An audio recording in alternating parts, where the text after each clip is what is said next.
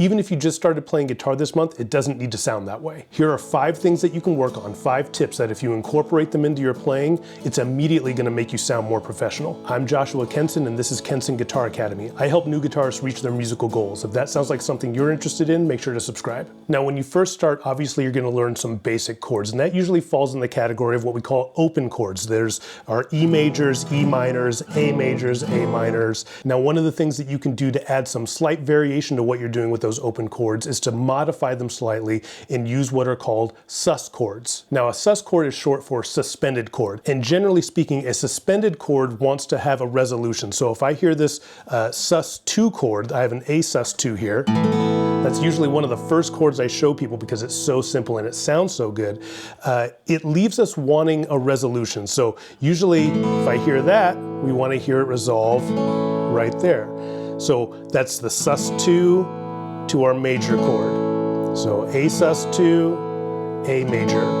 Now I can do an A sus4, which is the opposite. We're going to go from a higher note and bring it down to a resolution. So we have A sus4 into our A major. Right there. That's a very common sound that we hear. Now, even though they are chords that by nature want to be resolved, they don't need to be. This sus2 chord especially, we hear everywhere. Just think about some acoustic songs that you've heard. This kind of nice open ringing sound. As opposed to if I did like an A major, still sounds great. To a D major. Really good. Now let's hear it with the sus chords. So A sus2. A little bit more complex. D sus2. Nice ringing out sound. And I can even incorporate them together. A major to that sus, A major to the sus, D major, sus, D major, sus. So whether it's being resolved or not, that sus2 chord is adding an extra level of complexity without actually being more complex to play. It's actually easier to play in some cases. So if we take A major, for example, and we have 3 fingers to play that chord, it's only 2 fingers to play that A sus2 chord. And it looks like a very other common chord that we learned in the beginning, E minor, just on different strings. So how about D major? So we have a D major, same thing, 3 fingers to play that chord. If I lift off my second finger, there's that D sus2. And we can go the opposite direction as well. So the sus2 chords and sus4 chords are really good because they're right next to each other. So sus2, we have the major chord. I just bring that back on. And then if I add my 4th finger to the 3rd fret of the 1st string, there's our sus4 chord. And that one definitely has a tendency to want to be resolved. We just hear that, and it feels like we're left hanging unless we hear that resolution right there. So A and D sus chords are used all the time, but here's a couple other shapes that you can use with some other open chords. So how about a C major? If I lift off my second finger, that is a C sus2. And we put that middle finger back on. If I take my 4th finger now and add it on the 4th string at the 3rd fret right above that second finger, there's that sus4 chord. We can hear that resolution. Sus4, major. Sus2, major. So how about G major? So we have a G major here. Now a lot of times when you first learn G major, you learn it with your 1st, 2nd, and 3rd fingers like this, or even like this, all 4 fingers. This is a really common shape. In order to play this sus chord though, the sus4, we need to use our 2nd, 3rd, and 4th fingers instead. So there's our G major. I have my 1st finger free now. If I add that to the 1st fret of the 2nd string, there is our sus4 chord. We can hear it wants to be resolved to that major right there. G sus4, G major. Now if you've jumped into bar chords already, you can make a sus2 shape as well. So this is really simple if we think of like a C minor shape. And we just lift off our 2nd finger, and we can use that 2nd finger now to give support to our 1st finger. there is a C sus2, and that's movable. So you can just move that all up the fretboard and down the fretboard. So that's 12 sus2 chords right there. Okay, so that's tip one. Learn some sus chords, especially those open sus chords. And now that we've learned those chords, we can move on to step two, which is to add mini melodies into your playing. And because we now know our sus2s and our sus4s, over a couple of these chords especially, we can add these small little micro melodies into it, if you will. So let's take a D major, for example. This is super common. D major. We know our D sus2s if we take that second finger off, and D sus4s if we add that pinky on. So we have 3 notes in a row here where we can kind of create these little mini melodies.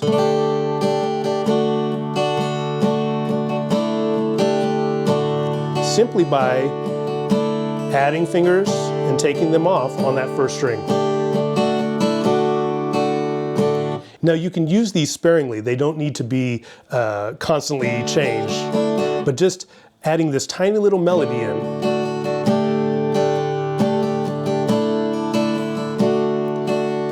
can add a lot to the song that you're playing.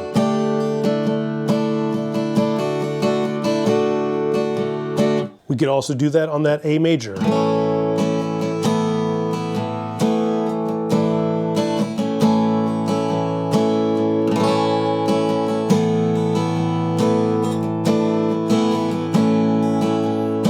C major.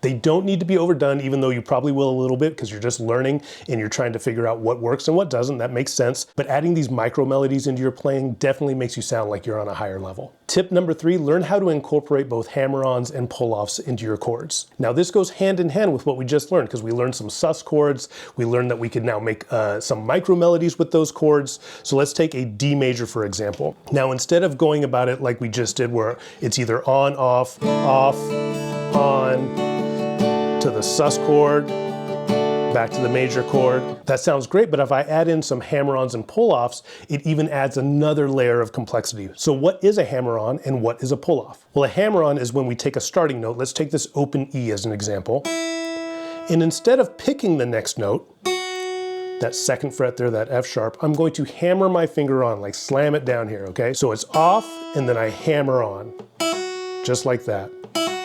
That is a hammer-on. It's not 2 picks, it's 1 pick. And then a pull-off is the exact opposite. So if I was to start at this second fret, play it, and then kind of pull my finger off. It's not a lift off, it's pulling off. So it's a kind of a downward pull. Because otherwise, if I just lift off, it's not as loud. We're not actually getting the string to ring out. So now let's put that in the context of a chord. So we have this D major. Let's try a hammer-on to our D sus4. So notice I struck, and then I just added that pinky on. Now that's kind of tough because our pinky can be a little bit more of one of our weaker fingers, but this is going to help you build that strength as well, and that accuracy with where you are landing that finger. Now I can do the opposite as well. I can start with the sus chord, and then pull off. So adding this into context,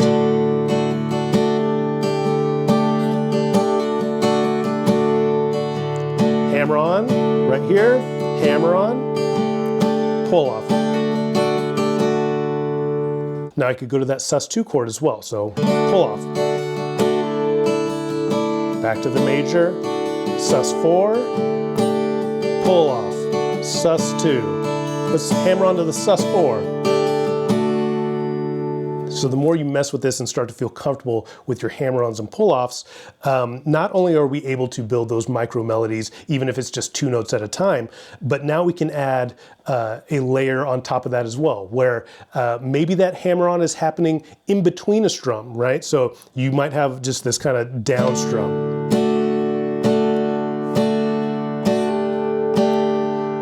And it adds this next layer of rhythmic value to it. Da da, da da, da da. So hammer-ons and pull-offs are a technique that are definitely worth learning and add a lot not only to our chords, but when we get into some single note stuff, some basic soloing, they become very handy as well. Okay, so much how the first 3 tips kind of went hand in hand, we kept building on top of them, the last 2 go hand in hand as well. So tip number 4 is to learn how to not stick directly to a strumming pattern. Vary your strumming a little bit. Keep the rhythm, but vary the strumming. So if you've seen my beginning strumming video, you know that learning patterns is great and taking it song by song is great. But ultimately, if you learn the technique of strumming and how strumming works in general, you don't need to necessarily stick to a pattern. You can maintain the sense of rhythm and the sense of flow of the song while varying what you are doing a little bit. So if we take an example like Knocking on Heaven's Door, a song that I show a lot of my beginning students because it's a few basic chords and a basic strumming pattern. So this kind of down, down, down, up, down, down, down, up, down. So that was G major, D major, and A minor. We're just going to take those 3 chords. I could maintain that strumming pattern throughout, and that's going to sound great. It's the song. Down, down, up, down, down, down, up, down, down, down, up, down, down, down, up, down, down, down, up, down, down, down, up, down. Sounds really good, but it can get a little monotonous. So learning how to maybe fill in the gaps or leave that strict strumming pattern on the table and adding in a little bit more variation to what you're doing can go a long way. So I'm going to vary that final chord that we're playing, that A minor, okay? So we have down, down, down, up, down, down, down, up, down. Keep it the same. Now this time I'm going to change it. Down, down, up, down. Down, down, up, down. Just on the last one. It just adds a little bit more momentum to what's going on. Let's hear that again.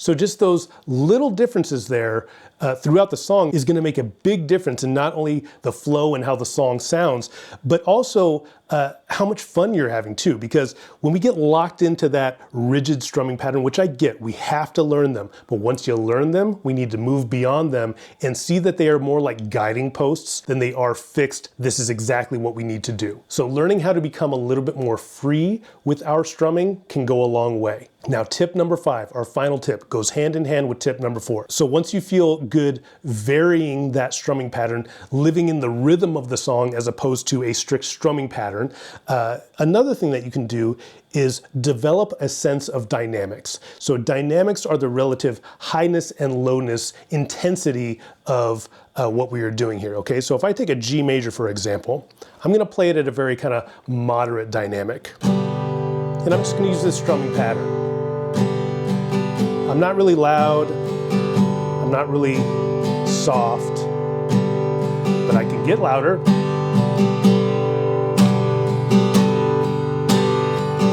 Bring it back down, back to that moderate. Now how about a lower dynamic? Maybe I start strumming less of the chord, grabbing less of those strings.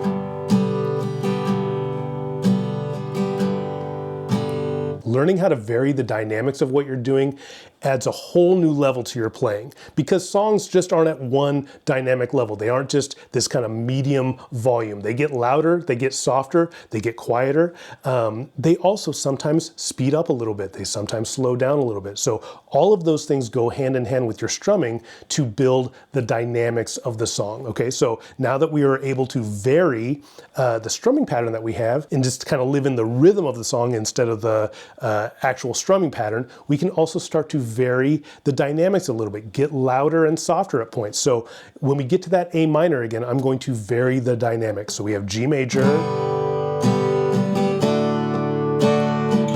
A minor, I might get a little louder, and back to that moderate pace.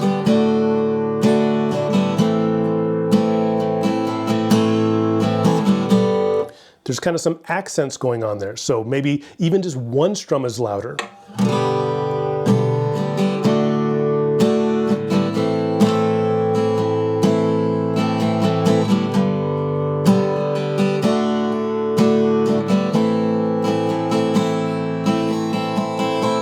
So kind of lighter at the end there. So when you're learning a song, not only pay attention to what chords are in there and the given strumming pattern or the rhythm that you're trying to achieve, but what are the dynamics of the song? Does it get louder? Does it get softer? At what points does that happen? Paying attention to the dynamics of a song and incorporating that in your playing, I would say is probably the most valuable tip on this list, because often it's the most overlooked in beginner students playing. I hope that you found this video helpful. If you'd like the accompanying lesson PDF, I have that available on my Patreon, link down below. And if you are a new guitarist, drop a comment down below. Let me know how I can be of help to you. Again, thank you so much for watching. I'm Joshua Kenson, and I'll see you next time.